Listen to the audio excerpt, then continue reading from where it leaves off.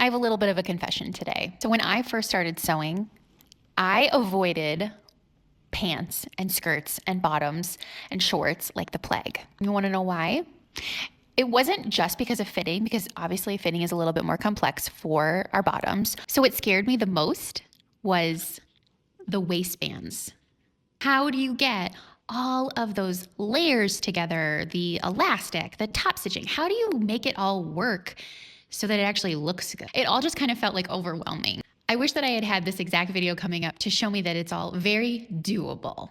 You just need a few key tips and a little bit of waistband sewing strategy. So if you've ever felt like waistbands are your sewing nemesis, then you need to watch this video. We're gonna show you 2 beginner-friendly versions for sewing a beautiful, perfect waistband. One is a flat front with elastic back, and the other is all elastic all the way around. They are both simple, clean, and finish beautifully, and even if you're a beginner sewer, they're totally doable. If you'd prefer to read your way through this little helper for sewing waistbands, check out today's blog post on the Love Notions website.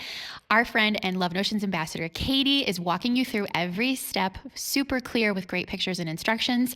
I call Katie like the queen of precision, but she makes it all very accessible, even for the more loosey-goosey sewists like me.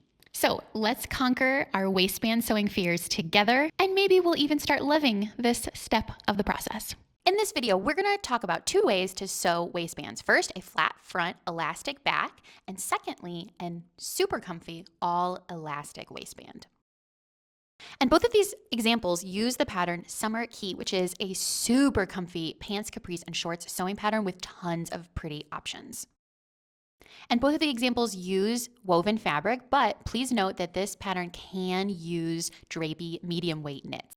This pattern is on a limited time sale for our Feature Friday. Make sure that you check back every Friday to see what our next feature pattern is. This one is super trendy with those wide leg styles. But the info in this video can also apply to other waistbands in patterns like Tinley shorts, Encore Skirt, Caprice Skirt. So there's lots of ways that you can use this information to apply all sorts of waistbands. So let's go ahead and start with that original flat front waistband. This example uses a cotton gauze in a single layer.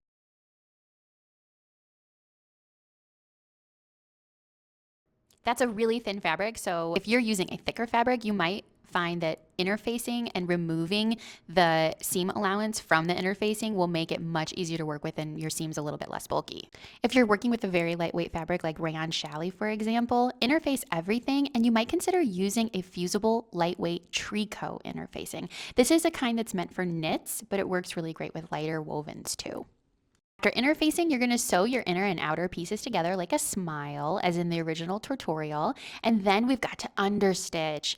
One tip is to use the N foot for understitching, and you're going to move your needle all the way to the left and then align the seam right between the metal piece and the clear plastic parts of the foot, and this gives a gorgeous 1/16 inch seam line.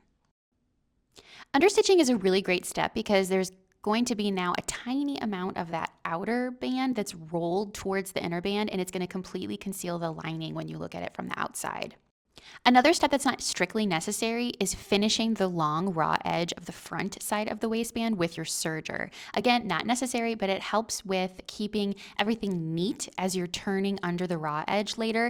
It's going to remove any of those fraying bits, and it also is going to act like a stay stitch and support the rest of the structure of the waistband to keep it from stretching as you apply it onto the regular pants. Next, it's time to sew together the short ends of these waistbands. And one tip is to use a pin to line up those seam allowances as exactly as possible. Now we're going to sew the waistband to the pants. With your pants right side out, you're going to open up and flatten out that waistband again, and we're going to sew only the lining side of the waistband to the inside of your pants. That means that the right side of the lining will be facing the wrong side of your pants. Now, why might we do it this backwards way? Well, that's because it's going to give you complete control over the top stitching that's going to show up on the right side. And it's really hard to align all those pins and keep all of those 1/16 seam allowances correct from the wrong side. Now let's press the raw edge of the front waistband under about 1/4 inch and then press that waistband seam allowance up toward the waistband. And now when you fold the waistband back into place so you can kind of preview what's going on, you can see that everything is concealed and tidy. Now it's time to stitch down the back half of the waistband, and you're going to aim for about an inch forward from each side seam of the pants. And we need to have this in place in order to add the elastic. We're going to use the same setup as we did for understitching with that end foot. Thread your elastic through one waistband side, then pin your elastic right in front of the side seam and stitch a straight line through the waistband and the elastic to hold it in place, and then just repeat that for the second side. Now the elastic is secured in the back, and you can pin the front half of your waistband and then go ahead and top stitch that down in the same way. And then look at these beautiful guts. Can you believe this is the inside of the pants? For many of us, we might stop here, but I think a lot of us love top stitching on elastic. So let's talk about a few tips to get great top stitching on elastic. First, it's important to evenly space your elastic within the waistband. So for most waistbands that are the full length elastic, you can quarter them, or in this instance, you can just split them in half and mark that. This is so that everything gets gathered evenly across the back. So mark the center back and then stretch out those sides and stick a pin through all the layers. And then while you're sewing, you're going to stretch out one section at a time. For this make, 1.5 inch elastic was used. So there was top stitching done at 1/2 inch intervals. This technique can be a little tricky, so in order to keep the gather straight and perpendicular to the top stitching, you really need to carefully use both hands. We also suggest lengthening your stitch a little bit. In this case, a 3mm stitch was used here versus the typical 2.5 stitch. As you're sewing, your left hand should be holding the waistband and the elastic even and taut behind the sewing machine, while your right hand stretches the elastic enough so that the waistband is flat and ungathered the entire time. Usually you can hold at the pins that were used to mark the 1/2 or 1/4 points, and make sure that you do not pull the fabric through or you are definitely going to break a needle. You also might consider sizing your needle up or switching to a universal needle for this part, because a regular microtex or sharp needle might not be able to tackle that elastic very well. And there you have it, a gorgeous flat front elastic back waistband for the Summer Caye pants. Now that we've conquered all the tips and tricks that you need to know before you sew this classic version, let's try something a little bit different with option number 2 for waistbands.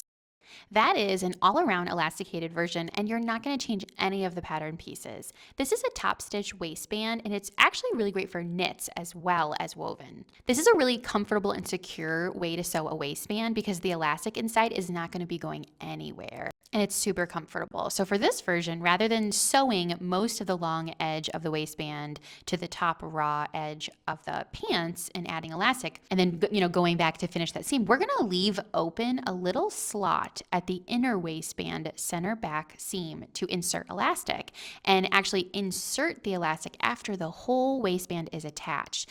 Why do this? It's because it's going to eliminate extra stopping and starting points and any overlap serger seams that will result in something really bulky. So you're going to sew your inner and outer waistband pieces together, then understitch and press exactly like we just did before with version 1 of the waistbands. Now this time, when sewing the short waistband center back seam, make sure you leave a gap wide enough to slip in your chosen elastic size at the seam of the waistband.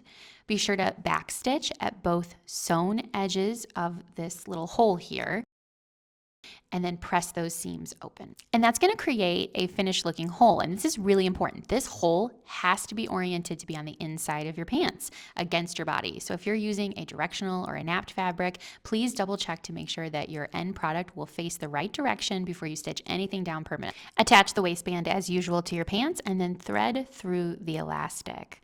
You might want to mark yours on the right sides so that you get easily alerted if things get twisted up, and even add a couple of wonder clips to one end so that the elastic won't pull through all the way as you're working it all the way around the waistband.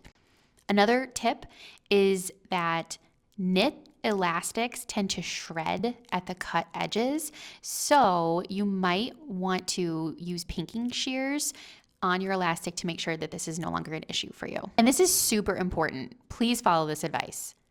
Give your elastic a really good stretch before you do anything else.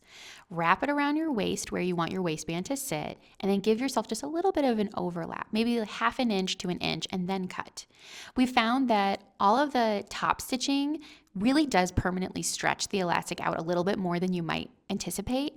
So you might find that your waistband fits a little bit larger after you insert those rows of top stitching. So you might want to cut yours just a little bit tighter because of that tendency. So don't align the elastic seam with the waistband seam. It just gets way too bulky. Instead, scoot that elastic seam over a couple of inches so the additional thickness doesn't all end up in one place. And then before you top stitch from the right side, you're gonna wanna close that little elastic gap that you had inserted into the lining part of your waistband. And you can get in there and hand sew that with a ladder stitch, or even easier, you could just add a little strip of wash away Wonder Tape to hold it closed. And ta-da! It's all finished. Another lovely waistband inside and out. This floral version was sewn with a woven poly, but keep in mind that you can use this style of waistband on knit fabrics too, and it works beautifully.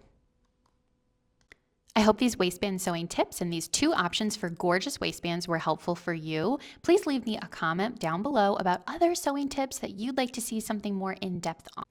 Don't miss the Feature Friday special for Summer Caye pants, capris, and shorts. This wide leg pattern is so on trend right now, so don't miss your chance to get this copy at over half off.